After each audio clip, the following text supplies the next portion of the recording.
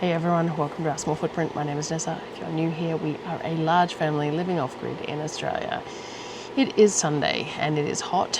I've got flies everywhere at the moment because of the temperatures. I've just turned the automatic fly spray on, so it should settle down shortly, and I've got a fan going. So I got home from the groceries yesterday and today is the start of all the fun stuff. I haven't filmed the end of the grocery video with all the totals in it yet. I'll do that this afternoon so that I can edit that to get it out. But I need to get started. It's lunchtime. I've spent the morning, we sorted, so I had a bunch of boxes of stuff that were miscellaneous mixed items, and we went through that, got anything that had broken skin or any sort of fur on it, and split that out of everything else, and the pigs had a really fun morning with all those. And then I've separated some other stuff, so I need to work on that. Now, there's a whole bunch of tomatoes. I've got plenty of pizza sauce and plenty of salsa on the shelf. And I have that frozen roasted tomato and garlic puree in the freezer at the moment. So I don't want anything that is to go in the freezer, and I don't need my normals. But what I do like to make is a pasta sauce. And I normally do that with tinned tomatoes mixed in with fresh tomatoes if I don't have enough fresh tomatoes. So that's what I'm going to plan to do. So in amongst those boxes there was some miscellaneous, all sorts of things. There's some zucchini in there. There is some what was the other thing that was in there that I'll have a look. Carrots, some not so, great looking carrots. They're a little bit soft and things like that, all those sorts of things. So I'm going to get those plus more from the fridge and everything else. And what I might do is I might fill trays with tomatoes and add some onion and some of these slightly less happy carrots and all that sort of thing, add them all to it as well, and start a big pot of pasta sauce. I pressure can my pasta sauce because I like to be able to throw anything and everything that I want to throw in it. So I'm going to throw a bag of mushrooms out of the freezer in it if I can get to them. That might be a bit of a challenge actually. I should have thought of that before now. I would normally put celery in it too, but again, I don't know how I'd go getting to anything in the freezers at the moment. But a whole bunch of mixed veggies with tomato-based pasta sauce. And yeah, I pressure can it because then I don't have to worry about how much of anything I'm putting in. I just cook it to taste. So we will get that started. I may not get it canned today because I'm starting so late. I might just end up getting it simmered today. Then it can go in the fridge overnight. I'll reheat it and puree it maybe if it needs it tomorrow, and then so puree it and then heat the air out of it and then put it in jars or whatever. We will see. So I'm going to just start with that, I think, and then go from there. I need to put the broccoli into the veggie containers. It's still in the ice in the styrofoam container, so I want to get that done today, but it's not as urgent. I do have a box of zucchini there that I need to assess and get just in the bottom of the fridge for the moment probably. And then there was some boxes of miscellaneous fruit and stuff. I did ask for a box of apples, like fresh apples, and there wasn't one there. So we must have missed that in our conversation, which is a bit of a bummer because there's plenty of apples and miscellaneous fruit that came in the boxes, but none of it is going to last very long. It's all sort of stuff that needs to be used. It just means that Darryl might have to, when he goes into Toowoomba next, grab a couple of kilos of apples or something as a add-on. There we have plenty of frozen fruit, but again, getting to it in the freezer at the moment is an issue. So I'm waiting for everything to freeze solid before I start trying to reorganize everything.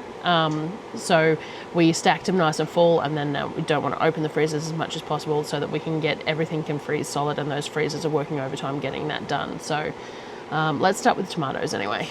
So all I'm going to do is I might grab a peeler just for some of the darkened bits of skin on some of those carrots, but I have already rinsed anything that needed rinsing and sorted. So I've got a bag of tomatoes here. All of them are fine. Some have some soft spots or some bruising, but that's fine for what we're doing.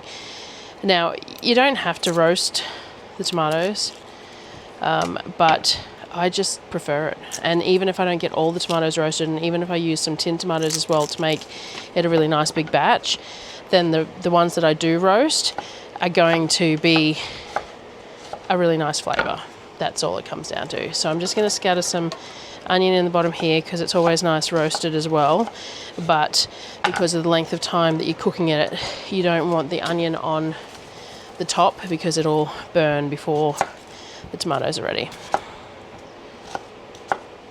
Cut them into some chunks and throw them in, and we'll start filling with the tomatoes here. So there's a range of tomatoes. Some have a couple of bits on them that I'm cutting out, but in general they're all pretty good, and I'm just going to dice them into quarters and throw them in. These Romas, I find it easy just to slice the top off like that. With the more field tomato styles, I tend to go in and take the cores out like that, so I don't lose too much tomato.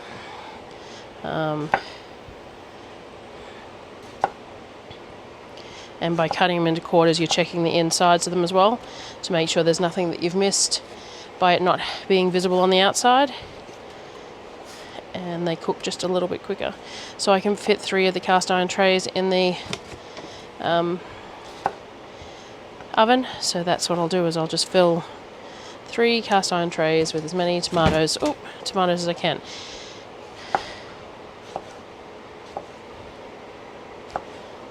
And I'll bring you back. Alright, of 3 trays that I've done. 3 is the easiest to fit in my oven. Now, I do have a rack that I could put a rack and put more trays in there, but they don't cook very well because they're a little too close together. That if you do it that way, like they're a little on top of each other, so it's better to just do it this way and overload each tray, sort of thing. Bit of salt, bit of oil into the oven. Now these will cook for probably 3 or 4 hours, these 3 trays, at about 175, and we'll have some colour on the top, some charring on the top, and everything will be nice and roasted through. So 3 of these trays going in the oven. Alright, so next up we've got this box of miscellaneous fruit. So there's some mangoes, there's some peaches, there's some plums, I think there was some apricots, all sorts of bits and pieces.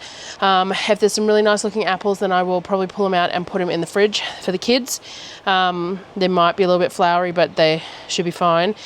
But the rest of it, what I thought I would do, because we're short on freezer space and everything else, I've already got like 30 jars of the pureed fruit for their pancake bacon, oatmeal and stuff, but all our smoothies are empty at the moment. And there's still room in the freezer for these because I leave a shelf empty. I store them in the freezer on a shelf so that there's always room for them. So what I'm going to do is I'm going to have a look, go through this, puree up a bunch of fruit with some coconut cream and stuff like I normally do, and make some smoothie pops, and then I might turn the rest into the smoothie cubes that I've been doing lately that the kids have liked, because again they're nice and easy to store, and there's a drawer specifically for those in the freezer at the moment. I did jam some other stuff in there that I couldn't find room for, but the trays that are in there, the silicone trays that are in there, I could probably pop them out into a Ziploc bag and then refill those trays and have enough room, sort of thing. So that's the plan with a lot of this stuff. So we already went through it once and pulled out anything that was distinctly furry or had some really broken skin, and then we rinsed anything that needed rinsing. There is a few fruit flies hanging around, so I'll just examine stuff as I check it in case there's anything that still isn't quite good enough to use, but we're pureeing it up, so sometimes the overripe stuff is the best stuff because it's nice and sweet. So all I'm going to do is going to get started. 1 jug of the Thermomix fills 2 of these smoothie containers. So all I'll do is I'll do like half of it full of fruit, and then we'll add some liquid and some protein powder and things like that, some chia seeds, all that sort of stuff, and then puree it up and get them in these. I've shown you these quite a few times. I will try and remember to link the molds again, because I get questions every time I use them. But yeah, so I'm just going to go through this while the oven's going with all the vegetables in it. We're going to work on some of this. So I'm just going to put this aside.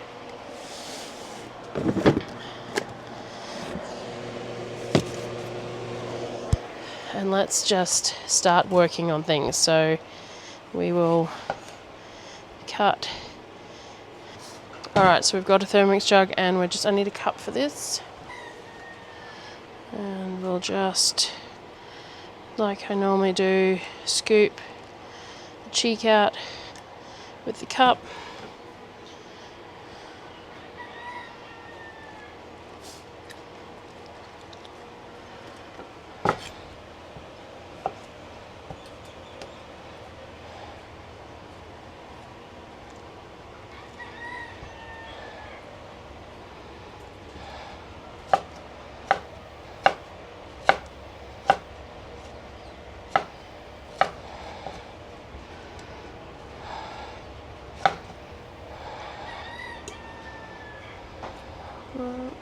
We've got an apricot, plums,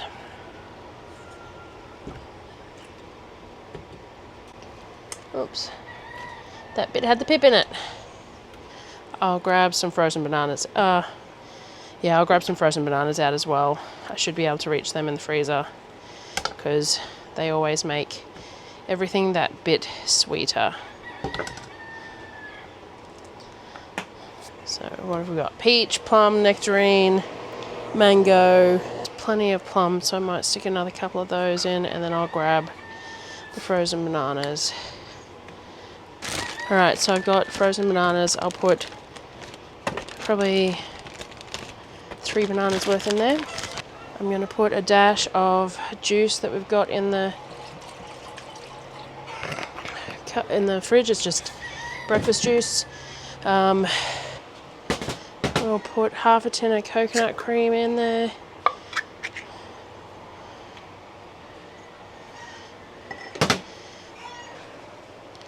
A sprinkle of chia seeds, a couple of tablespoons, good fibre, and then protein powder. Just pulled a random flavour out. This is Gay Time, which will be nice sort of a caramelly flavour, and we just put a nice big scoop in there. Then I tend to top it up to the max line with water, which is about a quart jar. Alright, I probably haven't got everything plugged in here. Alright, so we're just going to blend it up for about 30 to 45 seconds on speed 10. And then we will get it into molds. As I said, these have been stored in the freezer, so there's still some excess smoothie from the last time on them. I don't care. That's why I store them in the freezer. It's easier than trying to keep them clean in a cupboard in this environment.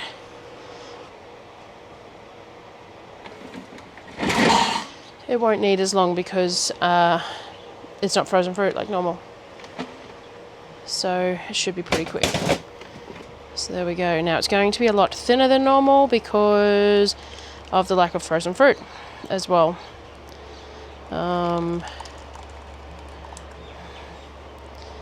Which just means that it's a little harder to move around and stuff, but is fine. So we're just filling all the cavities. I think each cavity, if I remember correctly, is about 90 mils. So I say it when I do these every time, and don't worry, I won't make you watch me make the rest of them. We'll just do this one on camera. That the kids can have multiples in a day, because normally, like if we were to make a jug of smoothie up, they would just drink a whole jug of smoothie in a sitting between them. But by having them in these smoothie pops, their portion control is better on the smoothie, and they eat more of the whole fruit sort of thing. But they're allowed to have multiples in a day because they're not very large and there's nothing in here that is bad for them. So there you go. That's full. I just make the next one in the jug with the leftover of the previous one. We get these on top. We get sticks in them.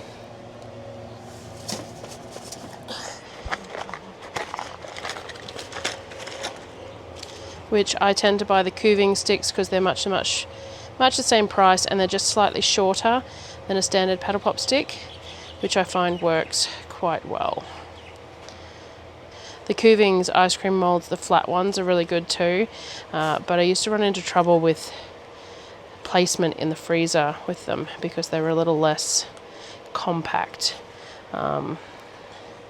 So I do have some of them, and I do use them for special treats, like ones that I make that are like ice cream based ones that I want to dip in chocolate and stuff. That's always really nice, but I don't make them very often. So yeah, so this is it. So I'm going to go ahead and fill the rest of the molds with more of the seconds fruit, and then I shall be back. Alrighty, all 6 smoothie things are filled. Now I've just got this jug left here, which has like twice the amount of fruit, no added water, and just the other stuff, which is what I'll turn into the cubes, because when they make the smoothies with the cubes, they add water to it then. So we don't want to add, we want this nice and thick, and we don't want any water added to it now. So yeah, it's, I don't know, 3 mangoes and 6 plums and 2 peaches and whatever banana was left in the bag, chia seeds, protein powder, and a bit of that end of the juice. And we've got this lovely smooth result. So let me get the trays that I've already filled out. I've made quite a few. They have worked through most of them though, or through, I don't know, a lot of them. We've gotten through a lot of them. So these ones were berry only. They were what I had left of all the berries when I had the bulk berries. And so they come out and they're just, actually, looks like there might have been some sort of orange fruit in there as well, but it was all fruit anyway. And these are these little pucks. So these are wonderful. These containers were on clearance from Kavik, and they're baby food containers, I believe. But they make these wonderful little pucks of things. They've come in really handy for a bunch of different things. They're not the easiest things to fill. It is a little bit fiddly. For this kind of thing, well and truly worth it though, because with the blender that I've got, these will blend straight into a smoothie. So what I'm going to do, obviously these got knocked over when they were being set, so some of these have tipped slightly, but what I'm going to do is I'm going to pop them all out and bag them up, and then I'm going to refill all the containers with the new one as well. And what I might get them to do is put some of each in their smoothies from this point forward, because I was getting them to put these in and then add some frozen banana, but these ones have the banana in them. Alright, all the veggies are slow roasted. This is what we're going for. We want some colour on some bits of it, and that. So this just needs to be scooped up to be pureed. And then, as I said, I'll probably put this in the fridge. It's already 4 o'clock, so this will probably go in the fridge. I might just stick it whole like this in the fridge for the moment, and then puree it tomorrow cold, and then into a pot with everything else to simmer and let the cook the air out, and then I'll can it. All those smoothie cubes are in the freezer, which is good. I've still got a few plums and stuff. Sorry, the cat was sitting on the chair. A few plums and stuff that I will assess, and a whole lot of apples. Some of them have a couple of spots on them, so I might end up making some apple butter. I have made apple butter before and it hasn't been a huge hit, and I end up using it for the apple butter barbecue. But what I might do is make a fair dinkum apple butter. Last time I did them in the pressure cooker, it didn't end up quite as thick or as caramelly as it can get, because I'm thinking that it would probably make a really nice thing to put spoonfuls in the instant porridge that they eat predominantly in winter for breakfast. So if I sweeten it too, like I make a sweetened cinnamony caramelly apple butter, like an apple jam almost, but not, and put it in small jars, then they can just have a jar out for a couple of days of their like instant porridge for winter. That's it for the moment. I'm going to drop a couple of things over to the neighbour. There was a whole bunch of capsicums and stuff that came in all the seconds veggies, and I don't use capsicum. So I'm going to take that and some of the tomatoes that I haven't had a time to process over, and some of the chicken for her to try, so that we can try and plan to buy her some as well next time potentially. We'll see how we go. But yeah, so we shall see. But that's all I'm going to do for today. I do need to film the costings for the groceries still this afternoon, so I need to do that next. And I'm going to make the crispy noodle stir fry thing for dinner. I might film that, I might not. We'll see how we go. But for the moment, I'm going to get that other stuff sorted and let this cool a bit more before I get it in a container. I actually forgot one last thing that I have to do today, and it leads into dinner anyway, is the broccoli. So all I'm doing is cutting it into some slightly smaller pieces to fit into the veggie containers. The dogs are going off the nuts. I have no idea why. So I just cut it into small enough pieces to fit it inside these veggie containers with a layer of paper towel. I just fill as many containers as I can. Some doesn't fit, then we use it in the next couple of days, and that's fine. So we're just doing that. And then, of course, we'll use some for dinner too. I'll show you the veg. So we've got half a bowl of broccoli and the stem all cut up in stir-fry strips, half a bowl of the zucchini that we got in the seconds box, the nice firm pale green one, and half of the bunch of asparagus, and then we've got a whole bunch of pak choy as well. So this is the veggies that I will use. Now I'm just going to make the sauce up, cook some of the chicken trim to use as the chicken, and yeah, I'll show it to you when we're done. Alrighty, it is Monday morning. It's a bit cooler so far this morning. Doesn't mean it's going to stay that way. Darryl is up on the roof putting some solar panels up at the moment. Now, when we did the beef and the freezer and all the rest of it, I left one big brisket out and one big silver side out. So what I need to do is I need to brine the silver side and decide what I'm going to do with the brisket. I still might cut the brisket down. I found a really nice sounding recipe done in the slow cooker with the thing, and I was going to attempt my slow cooker on the kitchen solar and see if it works. Now, I did almost buy myself a new slow cooker because the slow cooker that I have is very old and I can't even guarantee that it still works.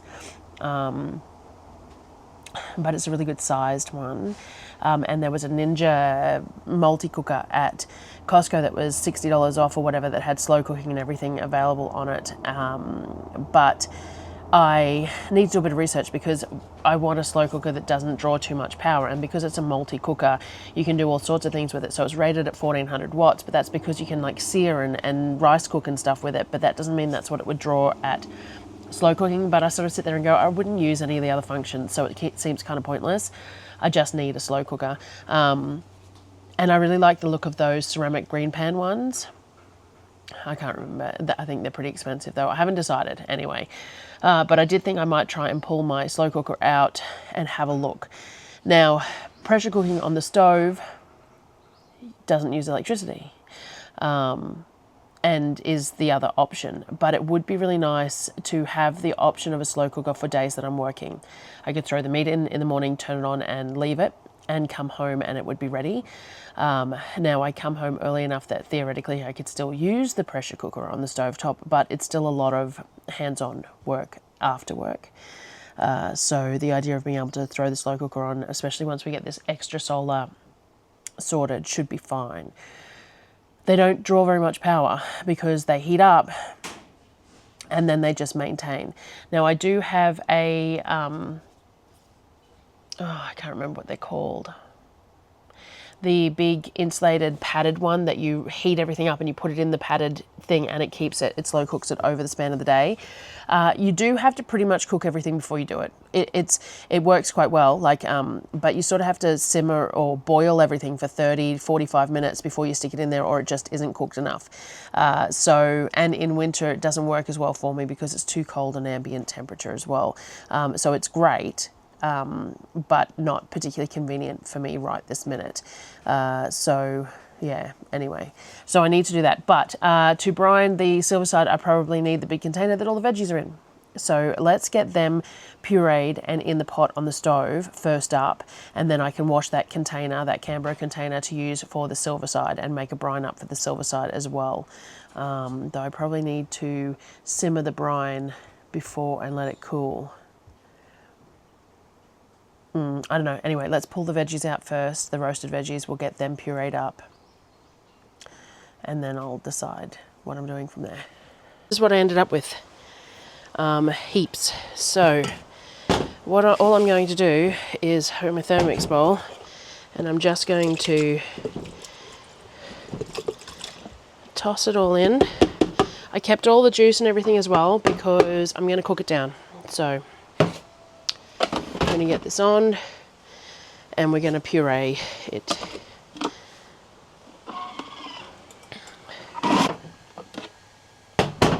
So fairly smooth and it doesn't need to be perfectly smooth. It's a pasta sauce. And then I'm just going to put it in my big pot, and I'm just going to go through and do all of it and get it in there, and then I will start heating it, and I will reassess flavor profiles and volume and stuff as I go along. All right, now I didn't have any fresh celery, but I've got a bunch of celery leaves here that I'm going to grind up, that I dehydrated, which will give us some of the celery flavor. And I also have dehydrated mushrooms. Now I've got a fair whack of dehydrated mushrooms at the moment, so I'm going to be generous, and I'm going to grind these up.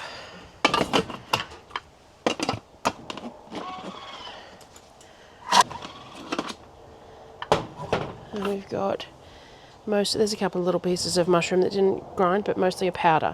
So I'm going to use that. I also haven't added any garlic yet because I didn't have any fresh garlic to roast, but I've got frozen garlic, so I'm going to go and grab some of that out. And then I'm just going to turn it on and let it go. And then I will move on, and once it's simmered for a little bit, I will add what needs to be added. Probably some Worcestershire sauce, probably some Worcestershire sauce, maybe some sugar if it needs it. Shouldn't with all the carrots and everything in there as well though. And some green herbs if need be, and just all that sort of stuff. I did buy that basil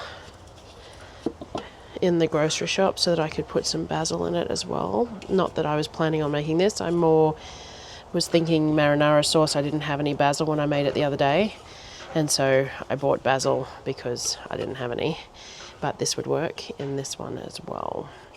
Though we are canning it, and sometimes these spices you're better off putting in when you serve it rather than before you can it. So alright, I'm just going to turn this on, start it simmering, and then I will move on and I'll reassess. Alright, so the brine for the silver side, the corned beef, I have a mix of spices here. I have some cinnamon sticks, some toasted coriander, some thyme, some cracked black pepper, some flaked salt, some sugar. I'm also going to use the curing salt. Now, I don't always use the curing salt, and I don't really have an opinion on it either way, honestly. But I don't always use it because I just don't need to, because what I'm making is short-term usage. But the thing is that we have a lot of things that we're getting through at the moment, and so this is going to sit for longer. So I'm going to use the curing salt so that once it's cooked and sliced, it's got a longer shelf life. So I'm working this based on around about a 2.5 kilo roast. I haven't weighed it yet. I'm hoping it's under that amount. And that's what the ratios I've got here. And so the amount of cure for that is about half an ounce, or about 15 grams, which is around about 3 teaspoons. So I'm going to measure it, but my scales aren't real great. So what I'm going to do is, for this kind of small amount, so what I'll do is I'll stick it on the scales, and I will use a teaspoon measure. Yeah, that one picked it up as 7, so I can even change it to ounces as well.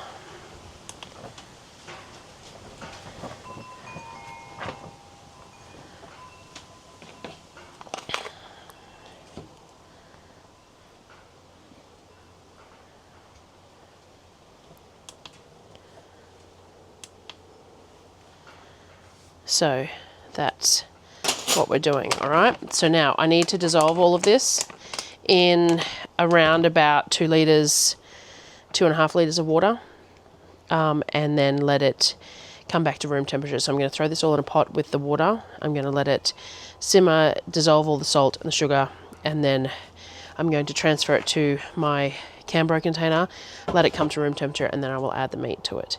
And it's going to sit in that for 5 to 7 days in the bottom of the fridge. So that gets that piece of meat out of the way and ready to be cooked when I'm ready to cook it, sort of thing. So that's the next step done. All right, so I'm gonna cut off part of the brisket and try pressure cooking it. I want to see what it's like anyway, and if cutting it into pieces that fits in here is the best way to go. I can't find the cord for my slow cooker. As I said, I've had it since we moved here, but I don't use it because we don't have the power. So it probably hasn't been used in 8 years and probably isn't really worth using. But I've got some, what I'm going to do is I'm going to mix up a little bit of a barbecue sauce in the bottom. So I've got some garlic cloves in here. I'm going to put some apple cider vinegar. I might use our homemade one because it doesn't need to be a specific acidity. I'll give it a smell and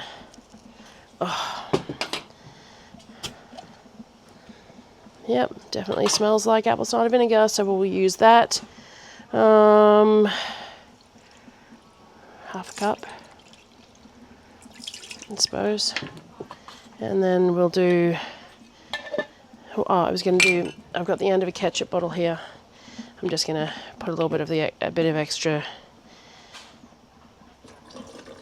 apple cider in there to get the end of the ketchup jar out that the kids have left all crusty. But it's going to be cooked, so I of course didn't measure that, but you know, and we'll do some more, a cup.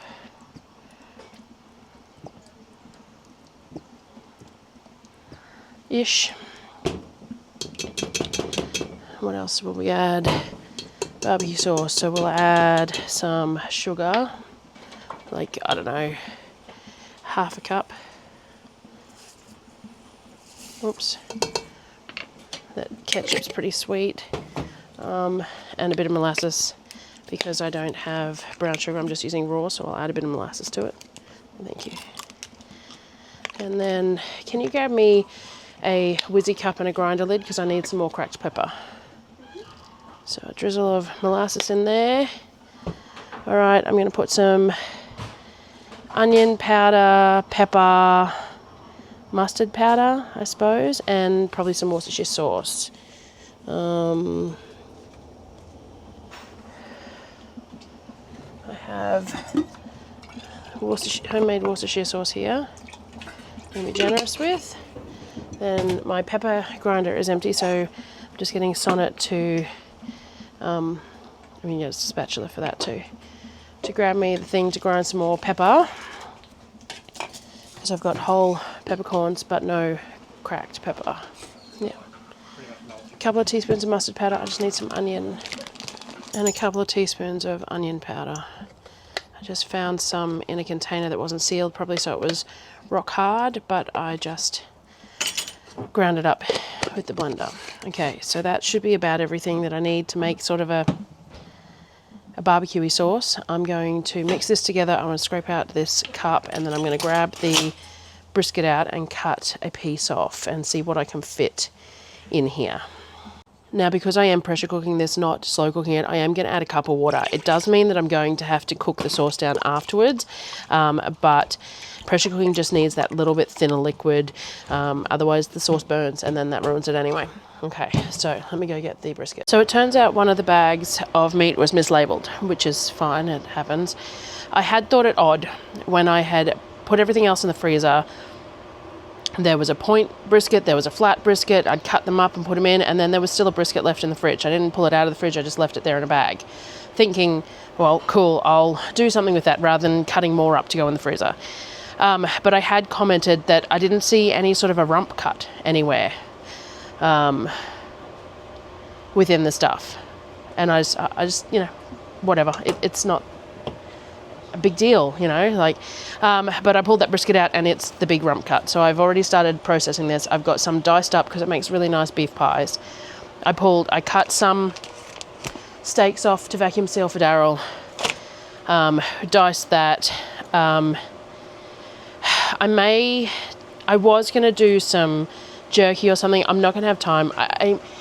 Some of the idiosyncrasies of my kitchen that, and from until this point, I've just sort of gone, it's life, it is what it is, have become a little less tolerable now that I am trying to do 7 days of work in 5 days.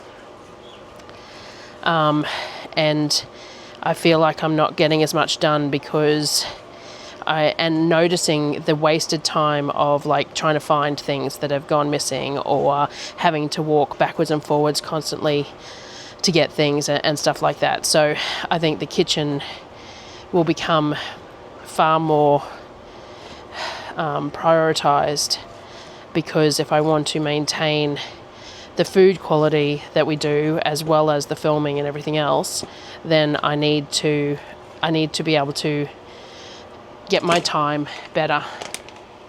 So I was going to cut some of this up for jerky, but I'm not going to. I can always use a top side to frost it. Now, brisket wise, I have a frozen portion here that is 1.5 kilos, which is a bit smaller than I had intended, but I've made the barbecue sauce now. This is frozen, but it's fine because it's going in the pressure cooker. It just takes longer to cook, which is fine because I'm doing it at, it's 10:30 in the morning. So all's well that ends well and all that. Now this meat is lovely. It's so tender.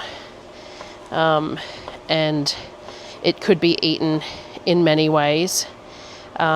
Stir fries and all sorts of things. But I need to get everything in the freezer, and the easiest way to do that is to dice it up and do something with it later.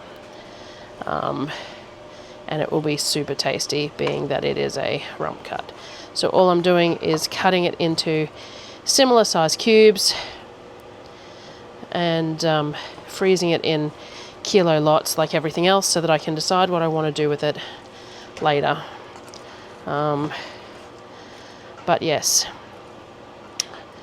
doing that, get this done, and then I'll get the brisket on. Alright, so I broke it up. We got 3 of the 1 kilo bags of just the diced beef. I found a really nice piece that I could slice some really thin pieces off that I froze, and I'm going to freeze. I'm going to use for like a steak sandwich lunch or something at some point.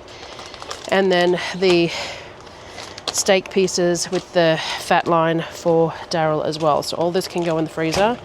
And now we can actually move back onto the brisket. Alright, so all I'm going to do is pull the frozen brisket piece out. And if I can unroll it, I will, but no. I'm just going to place it straight in, and we're going to have whatever this ends up being. And it'll be tasty regardless. So I'm going to pressure cook this probably for... It's frozen, so... I probably would have done it for, say, 1.5 hours if it wasn't frozen. So I'll probably do an hour 45 and then have a look at it and make a call.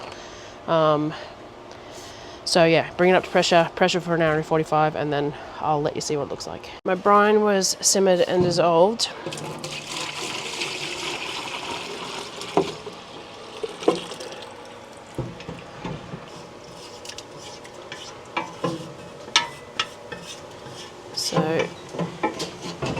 So that's all done. Still a little warmer than I want, so I'm just going to let that come down just a little bit longer. Right, it's 11:10. I'd really like some breakfast, but I'm getting there. I still have just this one last bag of, like a third of a bag of tomatoes that are squishy, that didn't fit in the trays. I sent a couple of bags over to my neighbour, but these were left over from the ones I was putting in the trays. I'm going to use these ones in the pasta sauce as well. I'm not going to roast them. I'm just going to use them pureed up as fresh and then cooked in the sauce.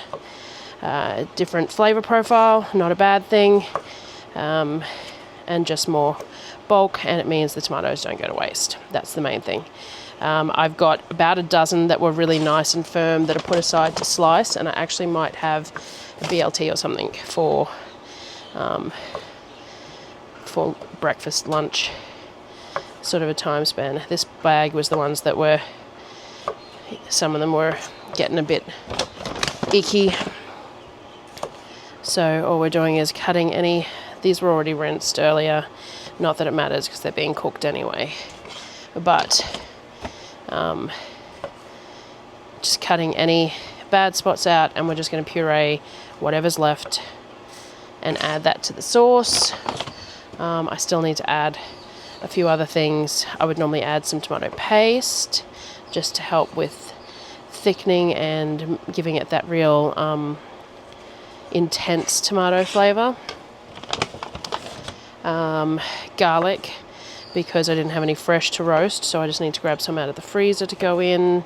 And then the other seasonings, I could put some more zucchini or carrot in it if I wanted to. I might have a look at how much zucchini I've got left, because it's not like I've got a lot of freezer room to be shredding and freezing zucchini or anything at the moment.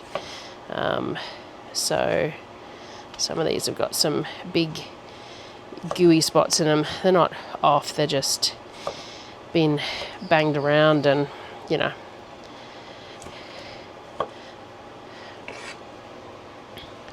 So yes, I'm gonna do this, get this in the sauce, and then I'll come back. So I ended up with another jug and a half of just straight tomato. Now I am going to add, I've got these jars of mushroom stock from the other day. I'm going to add a jar of that. I'm going to add 2 of these big jars of tinned tomatoes. Part of this is just making the flavour richer, considering that the tomatoes were a mixed bag of tomatoes. Some of them were field tomatoes, some of them were Roma tomatoes, that sort of thing. Part of it's just to create more bulk, because if I'm going to make this and can it, then I want it to be enough. So I'm also going to add a jar of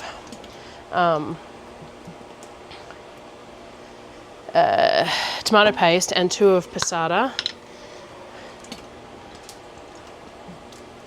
Again, we're just riching up the tomato flavour. I'm just going to pour some Worcestershire into each of these jars, and we'll use that to get the majority of it out. And I'll add a bit of water to them later if I think we need a little bit of water. I'll use water in these jars. Alright, so mix it up, and then I'm just going to get a spatula to put this in as well. So I'm just going to put the whole jar in. Some people don't like tomato paste, especially jarred tomato paste, in their pasta sauces because they don't like the way it tastes. I don't have a problem with it, I like it, but personal preference. It helps to thicken it up without reducing it more, so you're losing less volume. And it just deepens the tomato flavour, in my opinion, but everyone has their own thing. So we're just going to bring this back up to a simmer. And what haven't I added? Garlic. I might just add garlic powder rather than fresh garlic. Make my life a little easier. I'll also add some cracked pepper, since I just cracked all that pepper. So I'll put a couple of really nice big heaping ones of those. A bit of salt. I'll probably need a bit more salt, but as per usual, my salt pig is empty. We're going to add some smoked paprika. Let me get the garlic powder. Garlic powder, and then I'm just going to bring it back to a simmer, cook that air out, taste it, and see if there's anything else it needs. Right, brine is at room temperature, so let's get this silver side in there. It's a big-ish one, but it's a nice shape for cutting slices off. So now I'm hoping, yeah, enough liquid. There we go. So now this goes in the fridge 5 to 7 days. I might shift it the first couple of days because it's smushed up against the side here, and it'll shrink a little bit as we go. So I might shift it around a little bit the first couple of days, but basically just goes in the fridge for 5 to 7 days, and then we will cook it.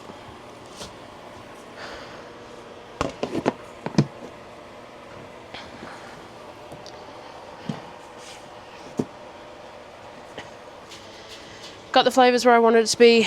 Added some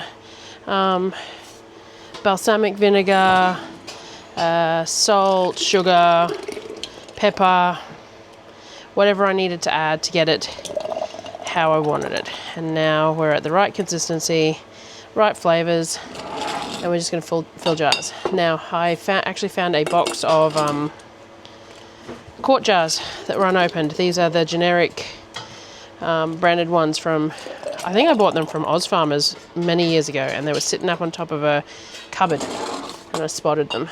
So I'm going to fill these dozen quart jars, and then I will see what I've got left and see what else I can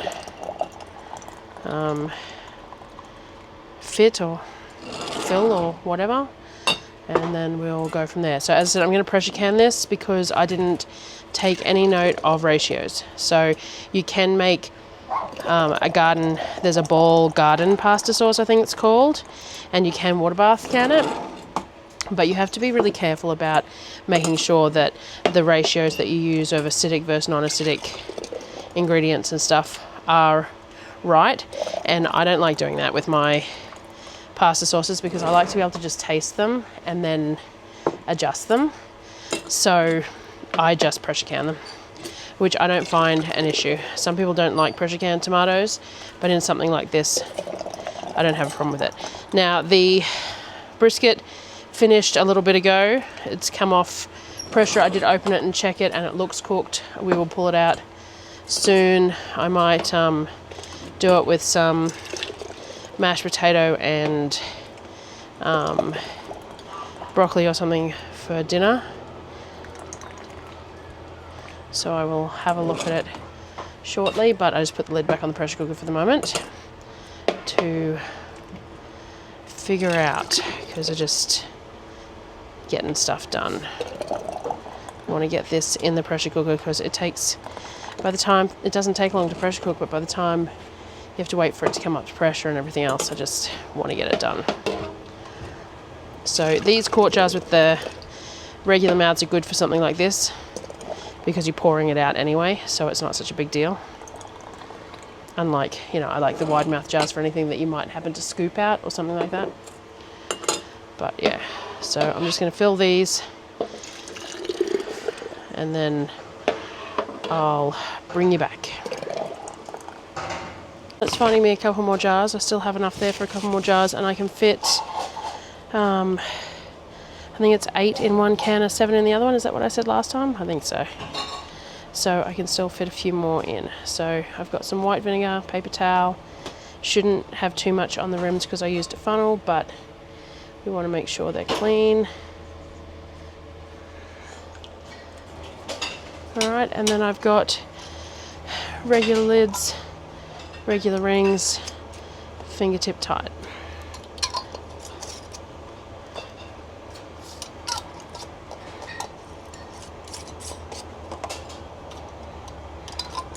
All right, I ended up with 3, 6, 9, 10, 11, 12, 13, 14 quarts, and not quite a quart that will go in the fridge, which is pretty good out of predominantly free vegetables. Now, canning time. There is a recipe for spaghetti sauce meat-free that is at 25-minute canning time. I'm going to go with that. I'm going to go with 25 minutes. I didn't follow that recipe, but I'm pretty okay with the ratios because I used all that tinned tomato as well on top of those extra raw tomatoes that I put in and everything else. I feel like my ratios in here are pretty solid. The other option you can do, so again, it's up to you. The other option you can do is what you do is you can it for the ingredient that's in here that takes the longest time. So in this case, mushrooms, probably 45 minutes for mushrooms, though they're dried mushrooms and there was very minimal in here. So maybe onion and garlic, which are about 40 minutes. So you could can them for 40 minutes to be super coverage. I'm pretty happy with the idea of 25 minutes with the quantity of the ratio of tomatoes to everything else in this. This ended up very heavy on the tomatoes because I had all those tomatoes. Some of my pasta sauces end up a lot heavier on vegetables because I don't have the tomatoes, so I'm just using tin tomatoes. But because I had those 3 full trays of tomatoes plus the jug and a half of tomatoes, plus I put the 2 tins of 800 grams, the 2 700 gram passatas, the jar of tomato paste, I'm okay with it. So Canner's heating up. These jars are very hot, so I need hot water in the canner. I'm going to put these in there. I'm going to bring them up to pressure. Steady stream of steam for 10 minutes as usual. Weight on. We are above 1,000 feet, so I need to use a 15-pound weight on mine, and we will do them for 25 minutes because above 1,000 feet. So that's what I'm going to do. I'm going to can these. I was going to do that apple butter. I don't think I will. I was thinking about dinner. I got a bunch of really small potatoes in all those miscellaneous boxes. I might put them onto steam whole, and then I can smash them and we can cook them with a bit of cheese and butter and smash them and have them with the brisket and some grilled broccoli over the top. So I think I'll do that next. But other than that, I'm pretty wiped.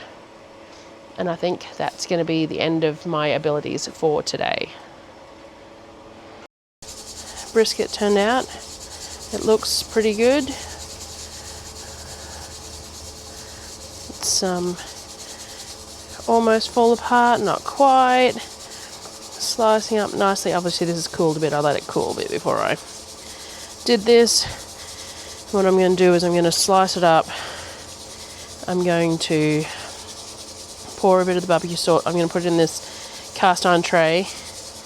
I'm going to pour a bit of barbecue sauce over it, and then it can be warmed back up at dinner time. Just like that. So it's got some lovely pieces through it, so that worked quite well. It probably could have been cooked just a little bit longer.